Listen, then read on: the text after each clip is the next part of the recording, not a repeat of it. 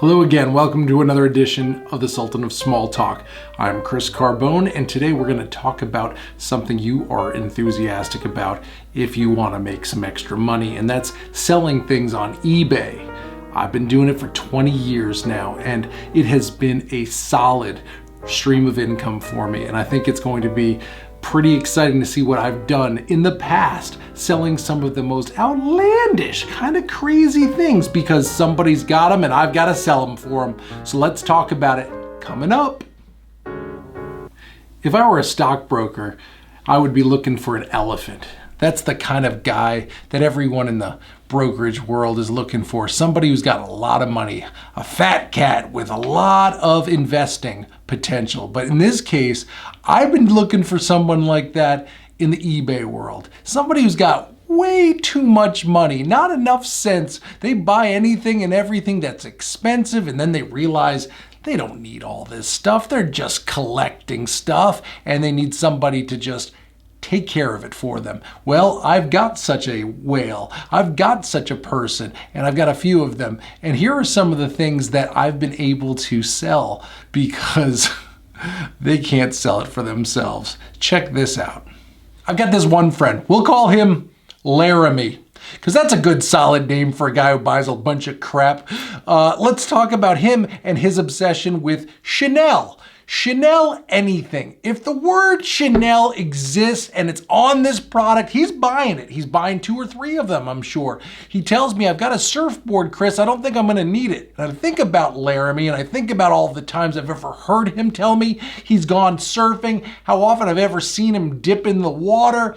He's not a surfing type. In fact, the board, the Chanel board, is never intended to go in the water, it turns out. And I asked him, how buoyant is it? And he goes, I don't know. I'm not going to put it anywhere but in like a showcase. So I realized it's going to be tricky to sell this surfboard. So I wouldn't think there'd be anybody who would buy this, but the person who buys this, and it becomes a bidding war. It goes to $6,000. It goes to $6,500. Towards the closing, it was $7,500 to a guy who lives in Montana, where I'm not really good with maps or an atlas or geography, but I'm pretty sure there's no ocean there in Montana because the word Montana in Indian means mountain.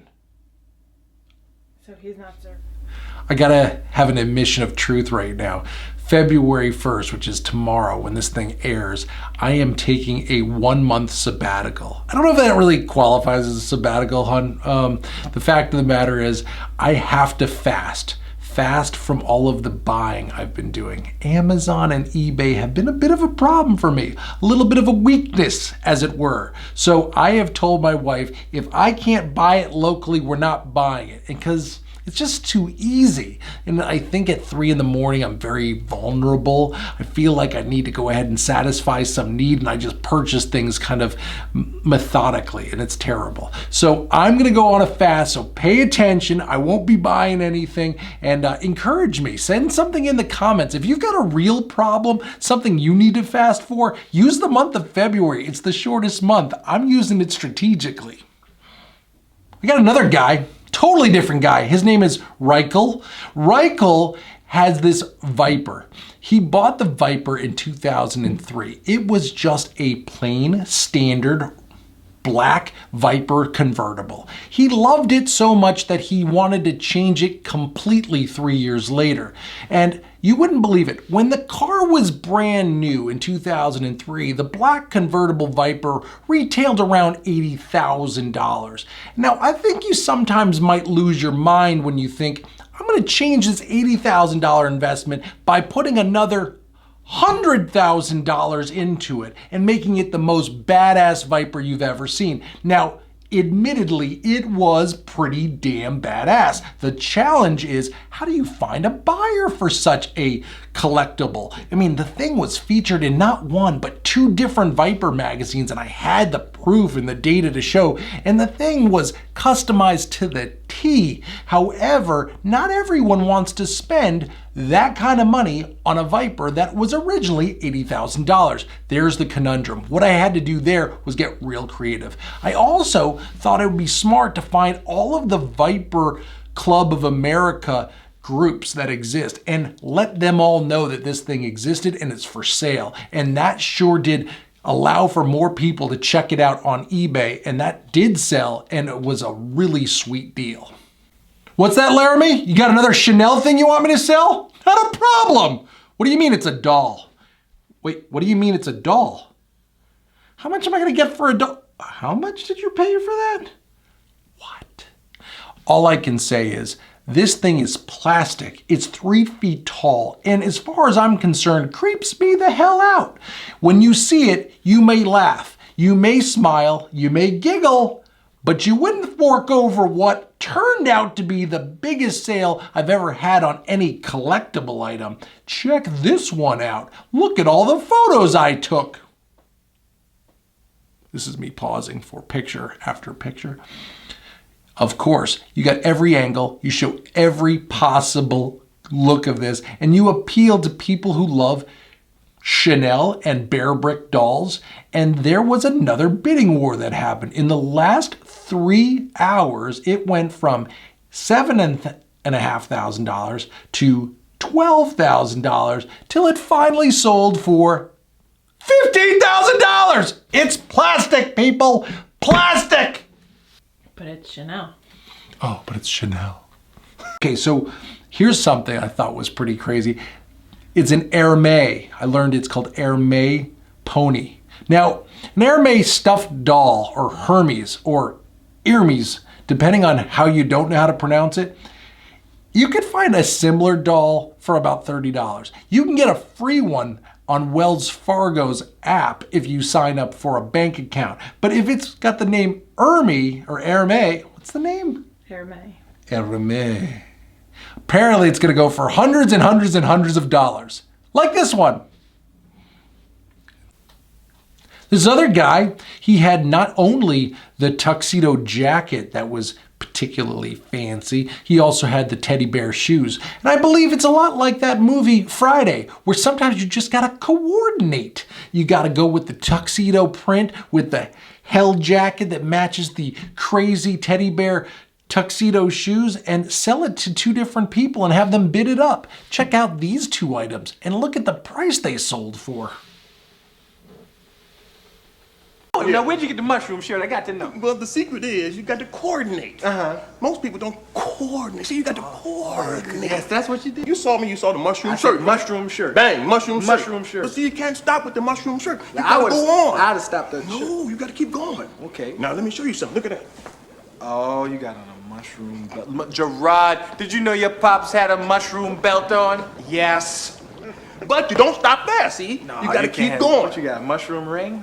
Yes, good idea. Look what I got. Gerard, did you know on the inside was special mushrooms? Yes! There's a brand called Goyard. Never heard of it before. Like most of this stuff, because I don't give a ding dong dang about labels. This guy had not 1, not 2, but about 7 different pieces of Goyard luggage and toiletry case and briefcase, and he needed it all gone so he could buy the next Goyard set. What? Here's what I really do know. I love a challenge. I love whatever someone's gonna bring me. You got something difficult to sell? Bring it on, baby! There was an old lady, I swear to you, she was probably 90 years old. 60 years ago, maybe 70 years ago, she bought this Mahjong set. She really wanted somebody to enjoy it and take care of it. And she's like, can you sell this thing for me? And I said, I'm gonna find somebody, anyone who wants to buy this. Not only did she get her $100 back that she spent like 60 years ago, I actually gave her $250 before my commission. It's amazing what people will buy. This thing was ugly. The trick is you can't use crappy photography. You gotta use the best imagery you can. And even if you have to grab that imagery from something professionally shot when they ran the advertising campaigns, for example, use that and use it to your advantage. I would also suggest that you try your best to use a very good description. You can't sell a $7,500 anything and just write used but looks really good. Like, that's not a description for anyone to fork over $7,500. You want to get all of the details you can. Try to find the marketing piece that was originally used, any PR press that they had about it, so you can pull all that information and sell that. A great place to start is with your own closet and your own garage.